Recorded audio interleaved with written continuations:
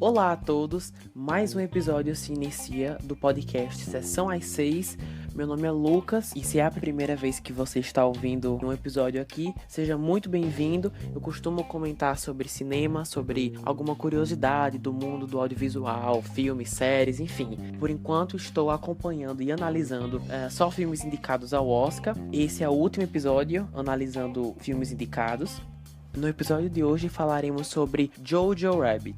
Esse filme foi indicado a 6 categorias, incluindo melhor filme, melhor atriz coadjuvante, melhor roteiro adaptado, melhor figurino, direção de arte e melhor montagem.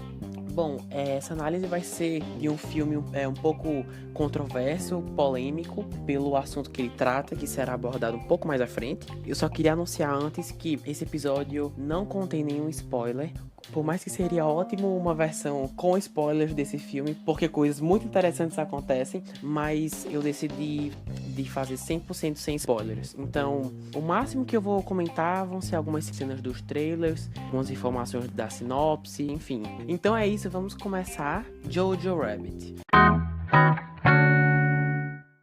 Primeiramente com a sinopse. Na Segunda Guerra Mundial, um solitário garoto alemão chamado Jojo tem sua visão de mundo virada de cabeça para baixo quando descobre uma jovem judia em seu sótão. Com a ajuda apenas de seu amigo imaginário Adolf Hitler, Jojo deve confrontar seu nacionalismo cego. Bom, só pela sinopse a gente já sabe que o filme é um filme de época, né? Um filme retratando a Segunda Guerra. Mexe em várias feridas aí de uma forma bem desconstruída, em forma de sátira. Eu queria comentar agora falando que esse filme é baseado no livro O Céu que Nos Oprime, de Christine Leonins.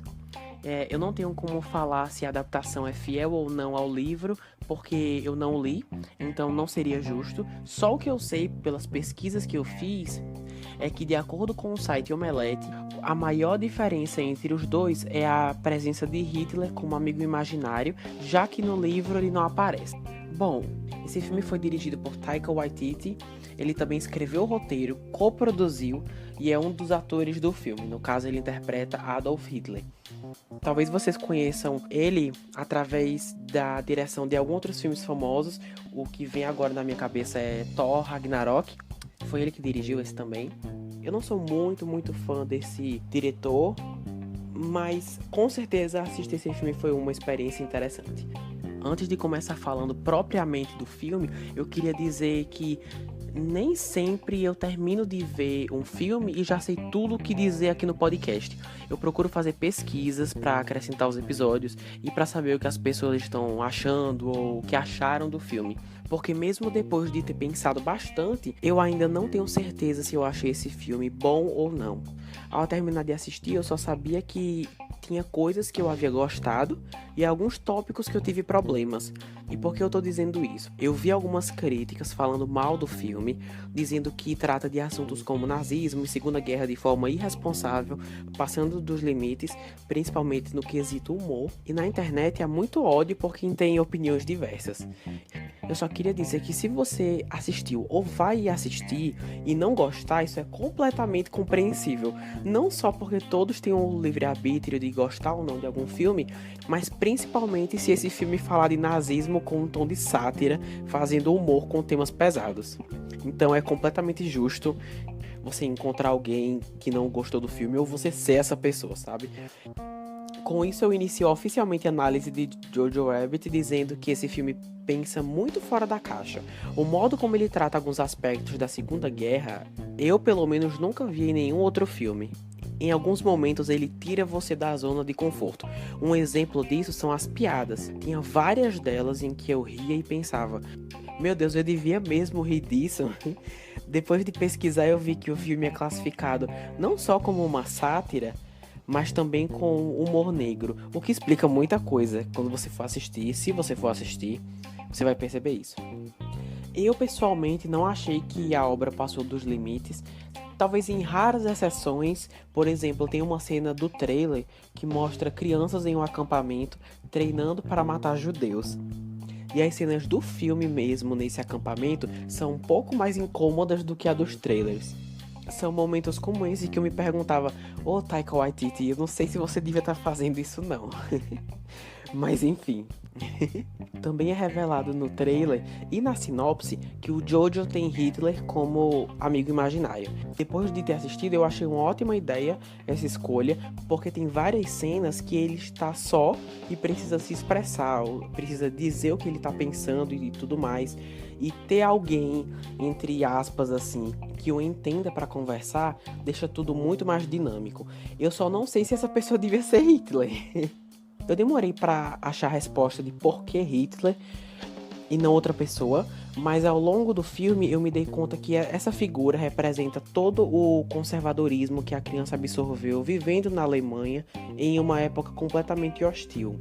Todos os ensinamentos, as mentiras sobre os judeus, tudo o que ensinaram ou que ele simplesmente absorveu ao sair de casa, esse modo de pensar tem a personificação de Hitler, o que no fim das contas eu achei super interessante.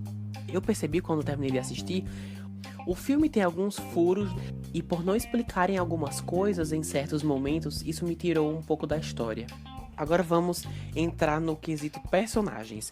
Bom, tem vários personagens interessantes, mas eu só irei comentar os que na minha opinião se destacaram. Vamos começar pelo protagonista, né? Jojo, interpretado por Roman Griffin Davis, um jovem membro da juventude hitlerista, que é uma instituição que treinava crianças e adolescentes para servir aos interesses nazistas. Bom, eu acho que o Roman fez um bom trabalho sendo uma criança fanática pela ideologia nazista. Para ser bem honesto, em vários momentos eu achei bem idiota o personagem, né? Não só no jeito de agir, mas no modo como ele tratava outras pessoas.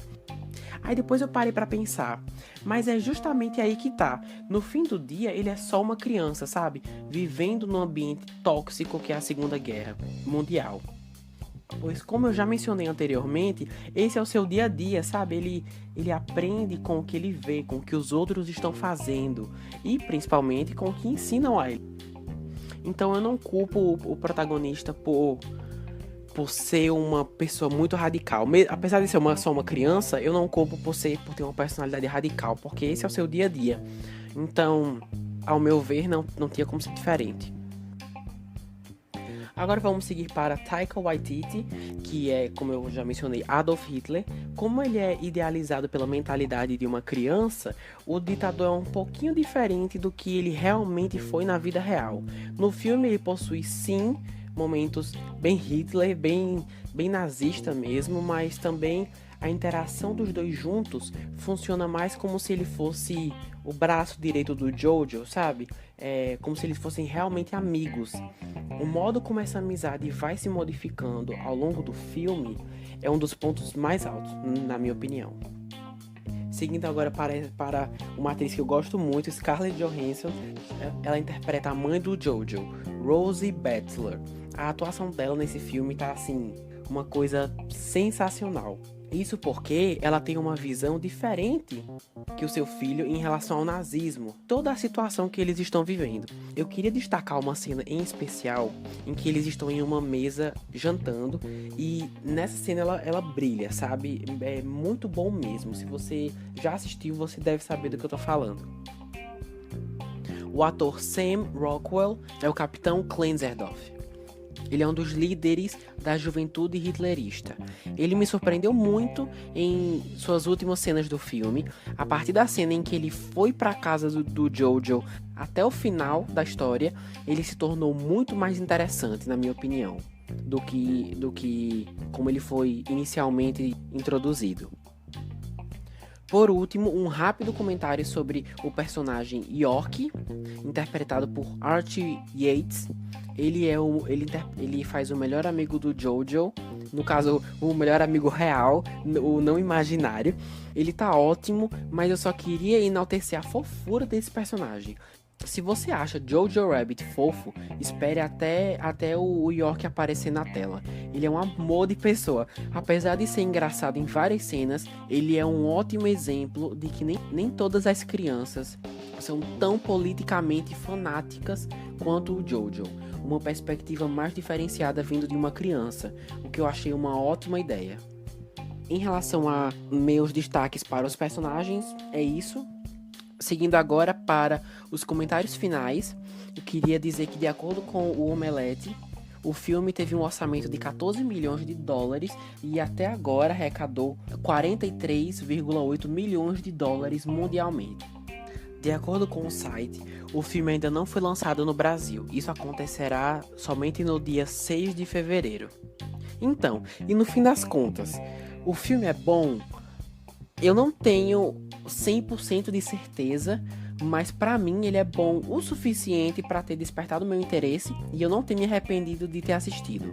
Eu não lembro se eu falei disso antes, mas a história tem momentos bem emocionantes, isso também ajuda a elevar o filme. Tem um momento em especial que o modo como a cena é preparada e quando ela realmente acontece é uma coisa surpreendente. Eu não tava esperando. Eu acho que dá pra descobrir o que vai acontecer nessa cena específica, mas eu pelo menos não esperava de jeito nenhum. Ah, uma última coisa. No terceiro ato do filme, Jojo toma uma certa decisão que me deixou muito surpreso negativamente. O filme conserta isso logo em seguida, mas mesmo assim, a atitude que ele tomou me faz pensar se isso entra no quesito: ele é só uma criança que está aprendendo com o ambiente que vive e tudo mais, ou se essa é a atitude de quem ele realmente é, se essa é a sua verdadeira personalidade. Isso me incomodou um pouco, mas enfim, eu sei que falar sem spoilers fica meio complicado nessas horas, mas se você assistir, vai saber exatamente do que eu tô falando. Acontece no terceiro ato. Bom, pessoal, em relação a Jojo Rabbit, era isso. Se eu não me engano, essa foi uma análise mais curta do que o normal. Queria me despedir de vocês por hora, só relembrando que esse foi o último episódio comentando filmes indicados ao Oscar. O próximo episódio, e último antes da premiação realmente acontecer, será comentando todas, ou então pelo menos a grande maioria das categorias, com uma querida amiga minha que estará me acompanhando, comentando quais os seus palpites para a premiação. Pessoal, se vocês têm interesse em continuar acompanhando esse podcast, Sessão às 6, saibam que está disponível no Spotify, Breaker, Google Podcasts e Radio Public. Então esse foi Jojo Rabbit. Obrigado por escutar até aqui e até o próximo episódio. Valeu!